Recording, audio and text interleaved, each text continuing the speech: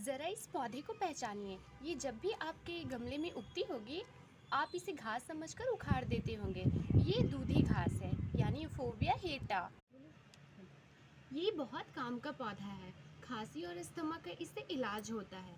Immune system strong होता है। आप इसकी चाय बनाकर पी सकते हैं। गुड़ या शहद के साथ पत्ते चबाने से बांझपन का इलाज होता है और जड़ चबाने से पायरिया ठीक हो जाता है। ये इसका जड़ वाला हिस्सा है। ये पौधा दांत और मसूड़ों के लिए बहुत ही अच्छा है और ये पौधा पूरा का पूरा ही औषधि है।